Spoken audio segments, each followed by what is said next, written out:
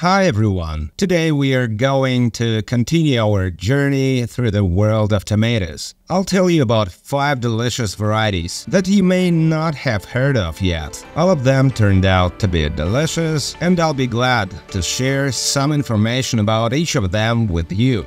Perhaps this will make the process of choosing the varieties to plant a little easier. Tomato Express is on its way. Take your seats, we're getting started.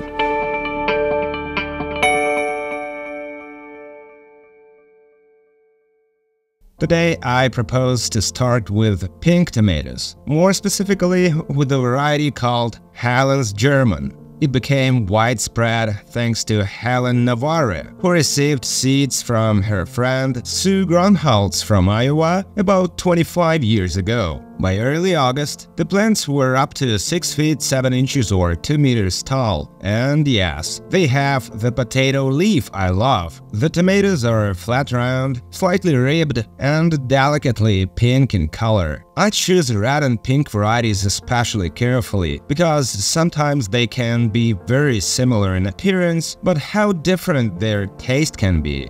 The fruit weighed over 7 ounces or 200 grams, but it's obvious that the variety has great potential, and the first season is not always an indicator. Besides, the picture I saw on the cut turned out to be quite pretty. Rich raspberry-colored flesh with mazes of dark red tones. The flavor is exceptionally sweet, as described in many sources, and if you like such tomatoes, Hens German is the variety for you.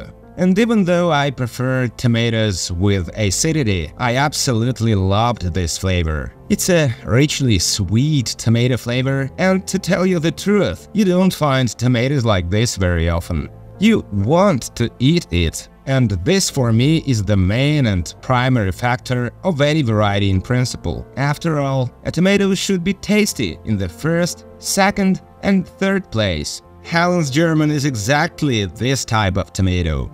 If you have already grown tomatoes named Kazula, and then there are all sorts of obscure numbers, for sure, you agree that among them there are many just excellent varieties. And today I also decided to tell you about one of such varieties, which turned out to be among the most delicious in the season. And it will surely please you, especially if you like bicolor tomatoes. It would seem that what could be so special in a heart-shaped bicolor, because I have grown such varieties before, but the thing is that Kazula 156 is exactly the case when the variety is able to surprise. The plants are quite tall, and in early August I limited their growth at 5 feet 7 inches or 1.7 meters. The fruits are large. There were no small tomatoes at all. Heart-shaped, yellow-pink color, and they sat quite well, even in hot weather.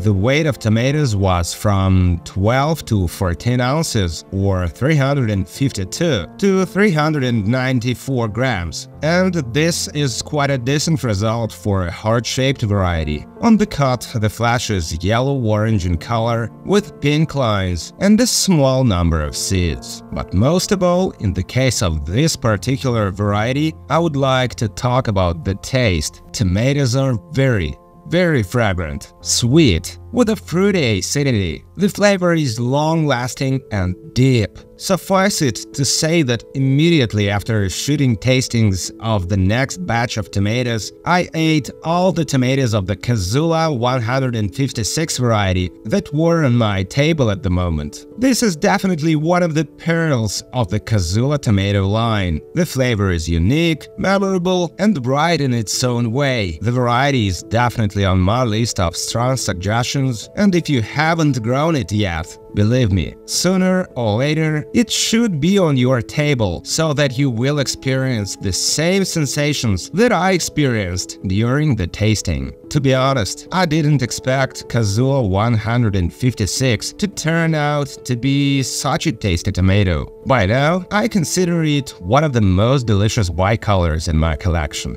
And let's move on.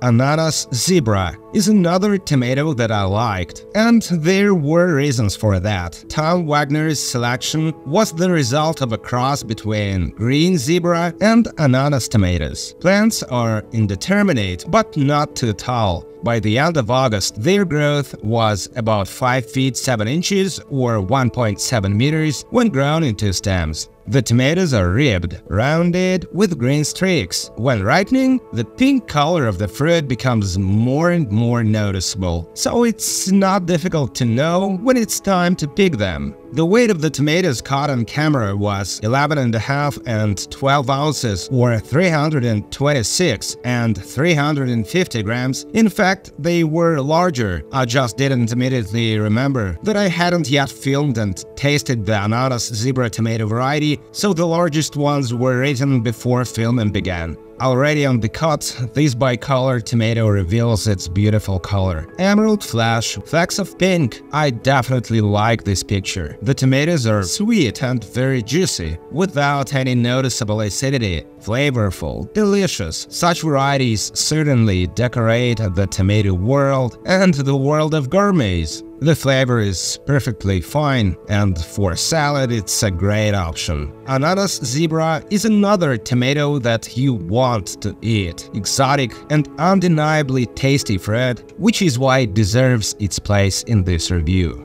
Next we move on to dwarf tomatoes, and the first one is called Sean's Yellow Dwarf. I got the seeds from Australia. They had traveled literally halfway around the world, and for this reason, the variety was of special interest to me. Strong and sturdy plants with a height of about 2 feet 11 inches or 90 centimeters form fruits of bright yellow color, but I had to wait a little as the tomatoes began to show clear signs of bicolor, and although the plants are not tall, however, this doesn't prevent them from being productive, and in general it was pleasant to look at them. I don't even know how to describe this feeling. A cheerful variety or something. In other words, the impressions of this Australian guest are very positive. There were a lot of tomatoes on the plants, not small ones by the way, and at the same time they could stay on the branches for quite a long time without spoiling.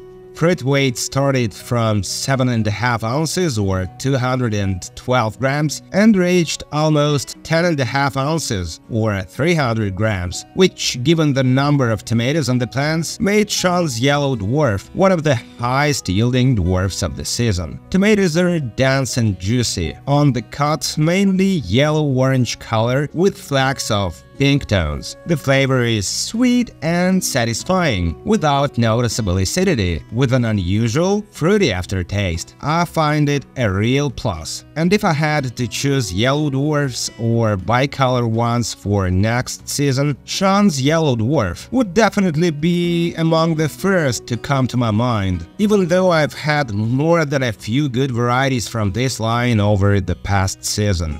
And yes, why don't I tell you about another dwarf tomato that combines both the beauty of the fruit and the excellent flavor equally well. And it's called Dwarf Noah's Stripes. The fairly new tomato, which appeared as part of the Dwarf Tomato project in 2021, is definitely worth a look. Noah's Stripes is quite a tall dwarf, which by the end of July was already about 3 feet 11 inches or 1.2 meters tall when grown in 3 and 4 stems. The fruits are dark pink, rather even purple with green stripes, bright and colorful. I like the way they look, and just 2 plants were more than enough for me to harvest steadily during the whole season. The weight of the fruit is stated at around 5 ounces or 150 grams, but I got them significantly larger and weighed from 9 to 13 ounces or 276 to 358 grams. After cutting the first tomato, I realized that I like this kind of flesh. Dense, Juicy, the tomato looks delicious. The flavor has a bright acidity, as bright as that of a ripe plum. Yes, it is the case when acidity and sweetness find the shortest way to each other, and this makes the flavor even richer. Because the tomatoes are dense, Noah stripes are a great option for slicing into sandwiches or for making tomatoes with cheese, mayo and garlic, as I like to do. Another interesting striped tomato from the dwarf tomatoes family that made a pleasant flavor impression. If you have grown dwarf tomatoes, write your experiences in the comments. It will be interesting to read and maybe learn about varieties I'm not yet familiar with. If you liked this video, don't forget to subscribe and of course, love tomatoes, grow tomatoes. This is the Lucky Garden channel and see you soon. I believe in love, I believe